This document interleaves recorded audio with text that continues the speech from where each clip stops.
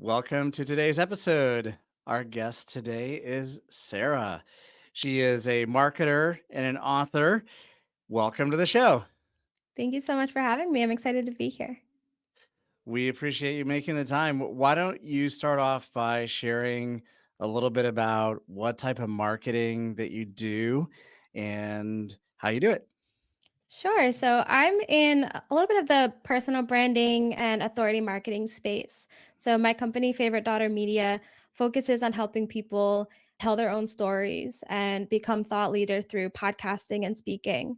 And then I have a company called Branded that produces branded podcasts to help businesses and entrepreneurs share their story and grow their businesses through podcasts. Awesome. As we are here on a podcast, I can authoritatively say that podcasting has become even a bigger and bigger channel for businesses and marketers. So Yes, you're on board with podcasting for sure. I'm on board with it. So why don't we jump right in? Why don't you share a story with us about some of the best marketing you've done in these areas and personal branding and podcasting or other areas that you're proud of? Yeah, I think my best marketing tactics have been a little less marketing focused and really relationship focused. So all of the I go to probably 6 to 12 conferences every year. And you're supposed to go to these conferences to go to sessions and learn everything that's happening and what's new in your space.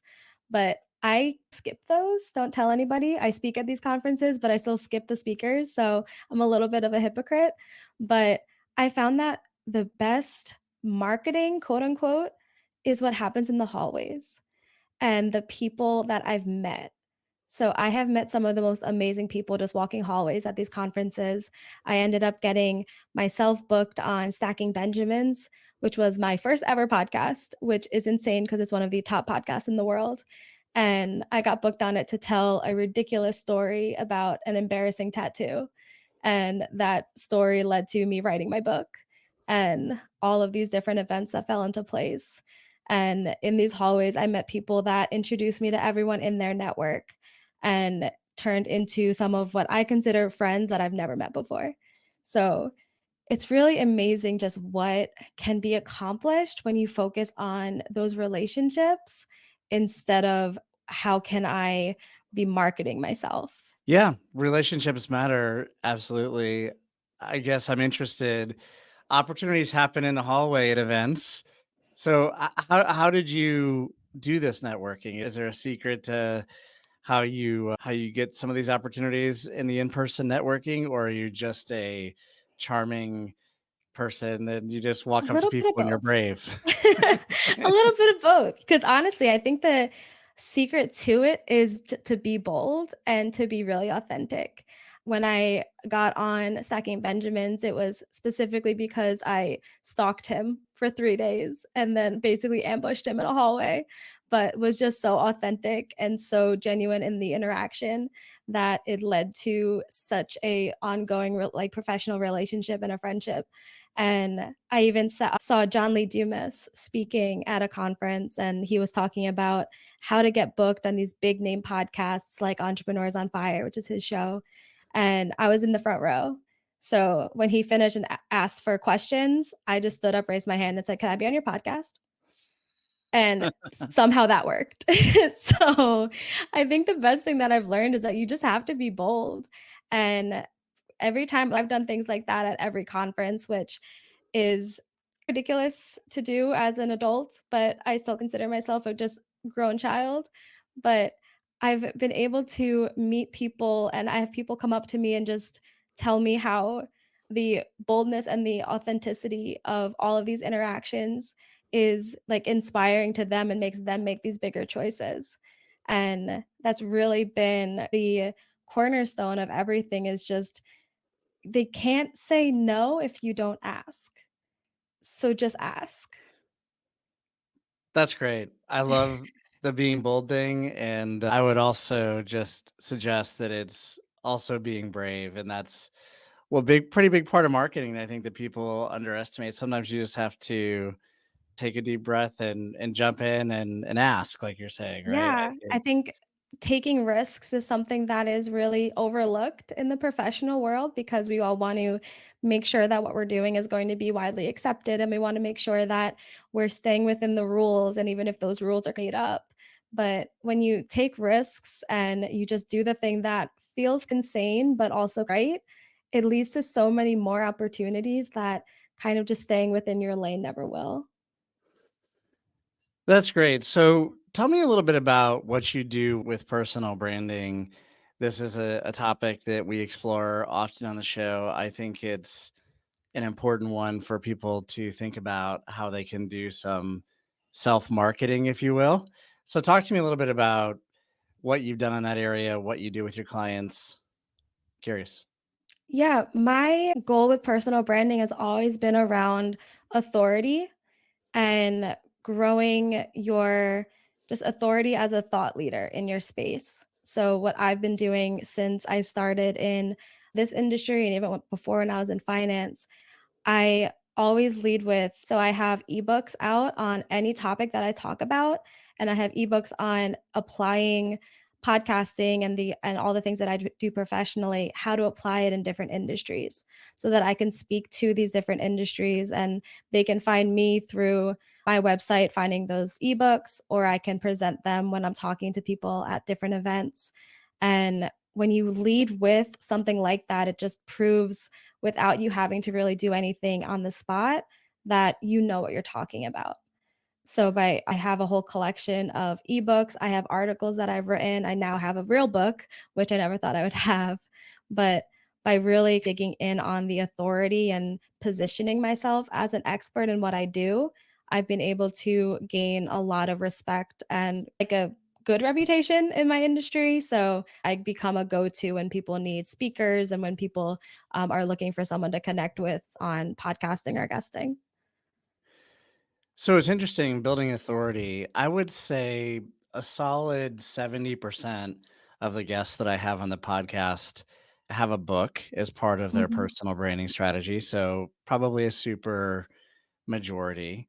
Yeah. And what I've heard from a lot of the people who have the book is it does give them this sort of magic authority or credibility because they took the time to write down their thoughts in a organized way and then share it with people. Is Have you experienced that from both your ebooks and hopefully now with your imprint book?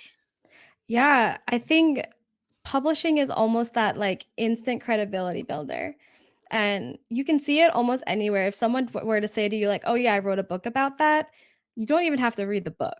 You just instantly trust them and you think that they know what they're talking about.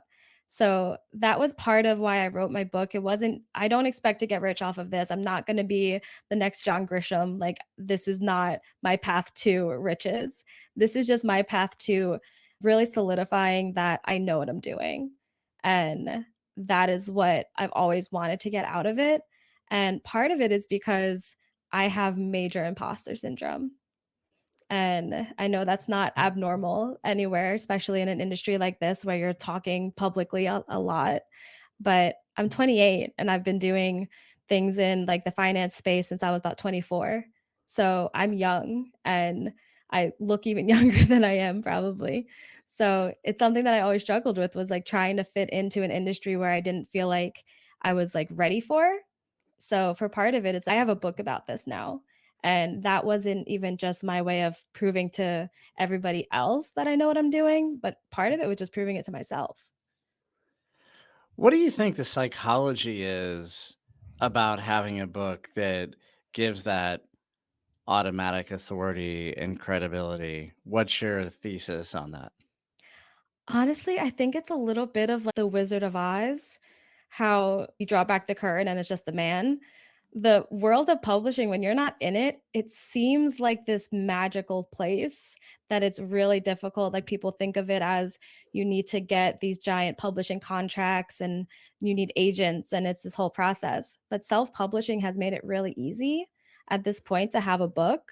So I think part of it, honestly, is still that people don't understand it. And I remember back when I first started speaking at conferences, before I ever spoke at them, I'd be sitting in an audience thinking, like, this person that's on stage, I've never heard of them, but they're on a stage with a microphone. They have to be like world renowned. Everyone respects them. They are the best at what they do. They must be completely experts. And then a year later, I'm on that same stage. And it's hard to put that into your mind that you are in the same space as these people that you really respected, but it changes the way that you look at it. And once you're in that world, it pulls back that curtain. Do you think that there is a trifecta for authority around being an author, doing public speaking, and being on podcasts? I think they definitely go hand in hand. And you I always tell people to choose the one that you're good at.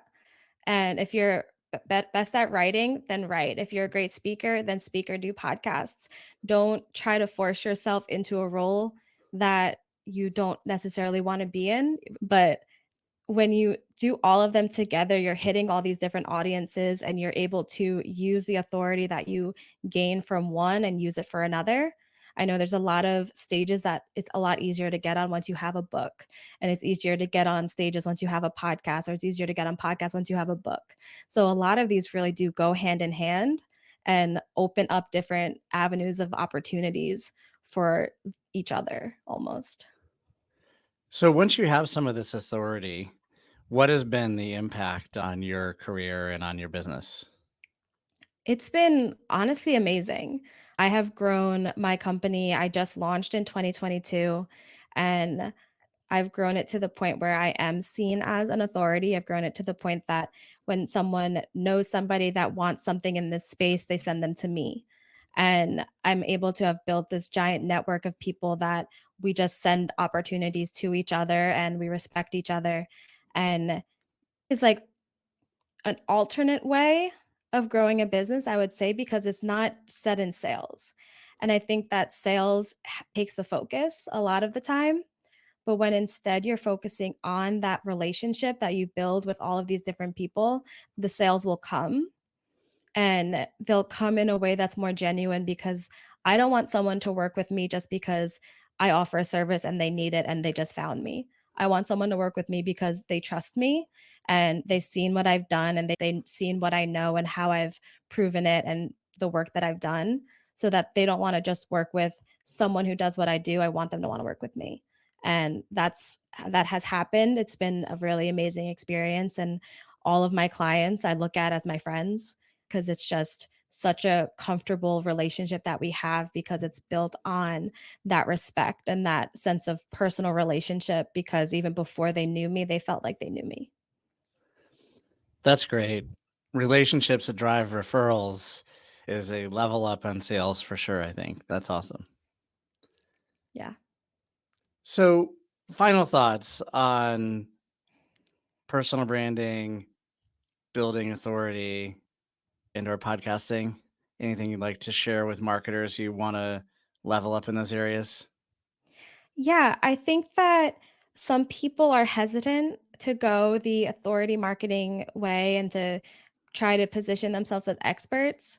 And I think part of that is because we don't wanna say that we're an expert, and that almost feels, like, dirty, it feels too almost, like, too vain, but I think we need to relook at what an expert really is, and for me, I think that an expert is just someone who is just endlessly curious about what it is that they're talking about, and using these different opportunities to teach what we know is also an opportunity to learn more and to get asked questions that we don't know the answer to yet and use that as an opportunity to learn more and find those answers. So I think if you can look at, I am an expert just because I want to know everything about it, not necessarily because I know it, it makes it a lot more fun to go after that title of expert. I love that sentiment of being endlessly curious. It sounds like something that all marketers should be striving for. So, thank you very much for sharing your story, for sharing these insights. We appreciate it. Encourage everyone to share this episode with your friends. I'm going to link to your website in the show notes. So if people want to learn more about this, they can reach out to you directly. And we Absolutely. appreciate you being with us today. Thank Thank you you. so much for having me.